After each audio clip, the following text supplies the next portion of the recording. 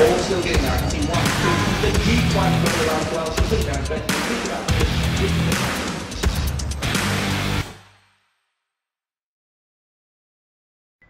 Hi everyone, John McLeod from Macbet. We're just going to go over what we did on Saturday and how the track played. Eagle Farm had played pretty fast. I think it got into the the good 2 range, or the fast 2 range really. I think it was upgraded into a good 3, but it's probably even a bit faster than that. The fence played no good. I think, as we said in the previous show, or our podcast thing, that we're thinking the inside part of the track won't be the best. You can see our bias just over here on the left hand side. It was probably shifted out, maybe 1, 2, 3 lanes were only ordinary, and the 4th lane maybe even, and then good out from that. But your dead set had to be around that 4 and out lane. That were the best parts of the track. As far as we went, we had a fair day. We sort of played it all right early in the day, so we come up with a couple of horses, I think about races 3 and 4, that we never had any units on, but the audio that we sent out, we pushed everyone into them. The main bet of the day that we liked, we'll get onto that a bit later, but geez, it was a win. This first race, we were against Midi-Air. You can see it, there was good money for it. It came down the right part of the track, but the sectionals didn't help it. They got home in 2.5 lengths above average, so it was pretty hard for it to make ground, as was Fisticuffs. It was making ground on La Palmiere. But La Palmiere, it sat 3 wide, but on a slow pace, and with the fence being off, it was the right spot to be. So she was able to get away with it. We didn't really play hard in this race. I finished up backing Fisticuffs to beat Midi-Air in the head-to-head on Betfair. I thought that was the right type of bet, around the $1.90 mark. I think we got, so that was just something to get us off on the right leg. The second race, what did we do here? This was all right. This is one of the ones we pushed everyone into. We thought One for Betty and Flying Machine were the right 2 horses. I was sort of thinking One for Betty around about the 2:30 or 2:40 in the morning was about its price, but it got out to around 3:20 on Betfair, maybe even a bit better. And I sort of thought, okay, we've got to play here because we've got a result here with it, and or getting some overs, and we got Flying Machine is going really good. And if the fence was a little bit off, it was going to come on the right part of the track.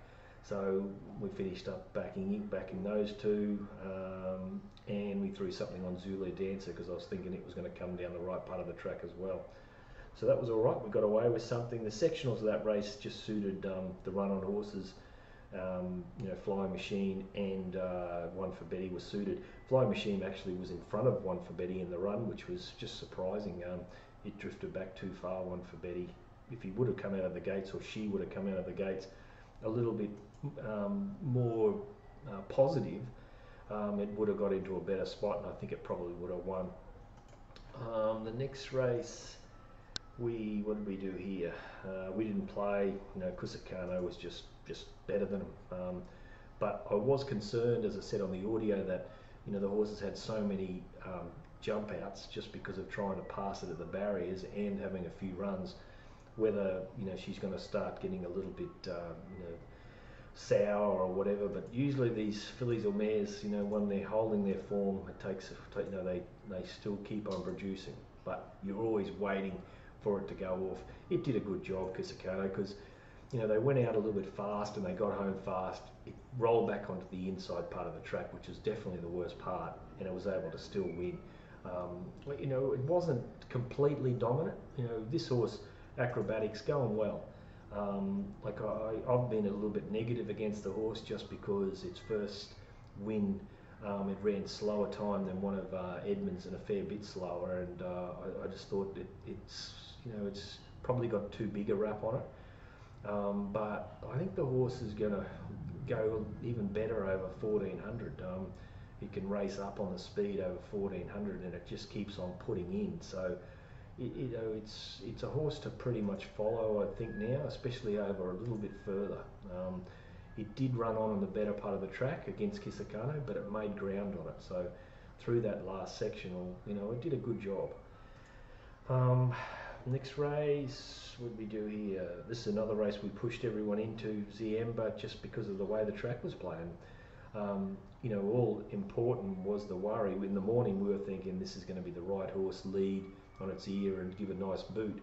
Now, because it was going to be on the fence and whether she was going to get away from the fence, that was the concern. We still threw something on it just in case she got away, and she did in the straight a little bit, but didn't get out far enough.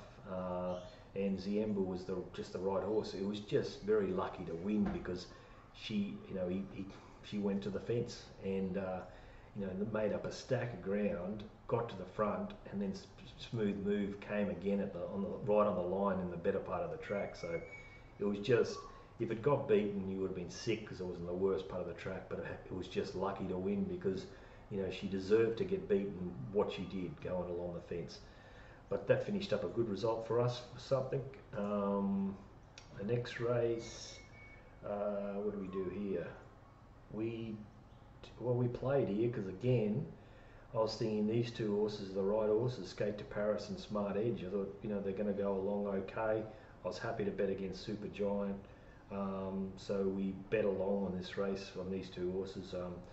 I didn't have Skate to Paris really the right price. $7. It wasn't $7. Well, it was just $7. So I couldn't really put too much on it. Thought Smart Edge, that was the right odds around it. I think we got around 460, 480 or something like that at the time. I missed it. I could have had more on it. I was probably lucky in this race that I didn't bet up a bit more. It's just the price went off, and then I decided to not worry about it. But I thought they were the right horses. The Candyman just went good. He's a quality horse. I did the right thing and just came in the right part of the track and beat him. You can see our price. We didn't really have it in the market. So that was disappointing. We knocked off something there. Next race. This one's just unbelievable. The slot car driver, he didn't know where he was. He did the right thing going out of the gates like we thought. We'd go forward. And he got into a nice spot around about the 5th or 6th position. Then he got shuffled back a little bit, and then he decided to take off at the wrong time. He had to go a bit earlier than what he did. He waited till around about the 500 and then decided to go, and then everything pushed up inside of him. They walked in front, and when he wanted to go, they were sprinting.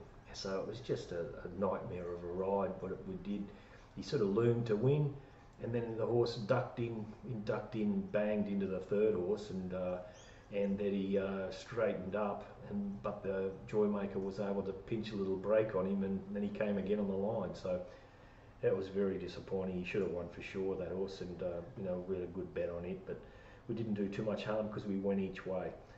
That's what we sent out in the audio, just to go each way, because it looked the perfect horse, the way the track was playing. I think I did say in the audio, you go each way this, or you back. He runs away and save on Joymaker. I was sort of humming and ahhing which way to go, because you can see our prices here. We're pretty much nearly getting the price, or we would have been getting the price on Betfair Joymaker, and we were getting some little bit of overs with He Runs Away, and they were just the right horses. One there and one coming down the outside, and Joymaker was just a great ride by Byrne. He tracked up.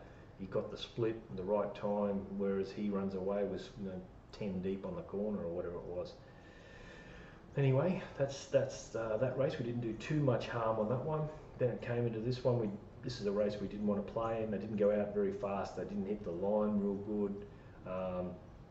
Love Struck, we couldn't get it to the price that it was, so that's something that I'm just going to have a look at to see whether the format of that previous run looks like it's holding up a bit.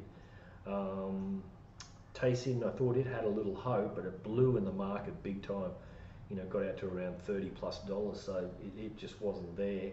And the way the track was playing, it was going to be pushing forward into the wrong spot. Persuader didn't get the 1400, loomed to win and didn't get it, which we were saying that was a little bit of a problem. And Ginger Rock, I think it didn't get the 1400. I think it's more a 1200 with speed on because it loomed to win and then just didn't go on with it. So that was another one that didn't get the distance.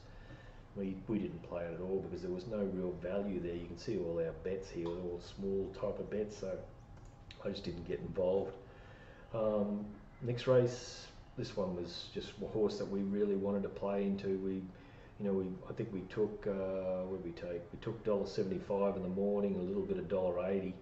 I thought it would start $1.50, $1.60 for sure and certain. It got out on Betfair, at one stage it got out to $1.85, and so I thought, this will win. So just the way the track was playing and everything, I thought these ones would go along fairly quickly, and then Maloney would just come to ease its way off the fence and blow them away.